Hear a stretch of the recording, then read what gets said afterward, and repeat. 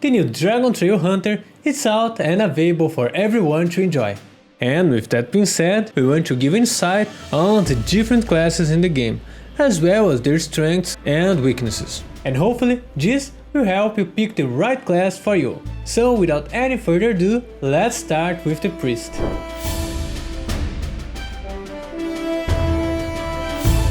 The Priest is a specialist on dealing damage to huge areas, and she is also very capable when it comes to single targets. Enough that in the exchange of her survivability and defenses. This gives the class a tricky learning curve that, once mastered, could turn into one of the most powerful classes in Dragon Trail. All of the Priest spells are AoE, which makes them ideal for farming and grinding hordes of mobs. However, this focus on AoE might make them have a tougher time when fighting against bosses or other strong enemies that require focused single target damage to take down effectively.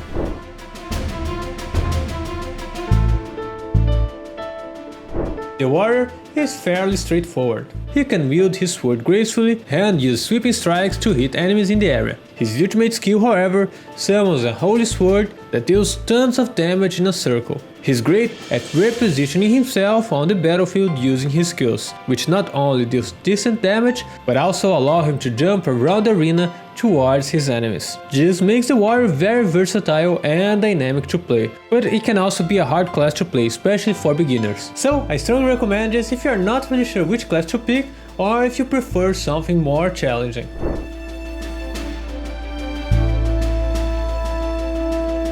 The sneaky and speedy class of the bunch, the Shadow Hunter is a powerful DPS class ideal for dealing with bosses and other tough enemies. And though he has AoE skills just like the other class, his focus lies in bursting down powerful enemies in one blow. And one of the most important parts of the Shadow Hunter is his stealth skill, which not only renders him invisible and increases his movement speed for a few seconds, but also make it so that his next attack deals 130% extra damage, which synergizes well with the ultimate since it lets him deal even more heavy damage to a single enemy. And it might take some practicing to get used to his most damage and powerful combos.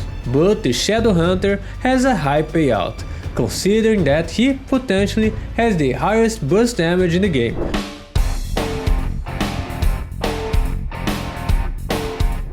It's not likely that we say that the Ranger is the easy mode on Dragon Trail. This because her skills are not only very strong, but she can also summon a powerful wolf on her ultimate and deals ton of damage for the entire duration. Overall, she's very easy to play, can deal a lot of damage like the Priest and the Shadow Hunter, and can fight from large distances, making her ideal for beginners that want to play as a pure DPS class. The Ranger has a good mix of AoE abilities, single target spells, and crowd control effects. She can not only slow enemies down in large areas, but she can also knock them back and stun them for a short duration, leaving them wide open to follow-up attacks.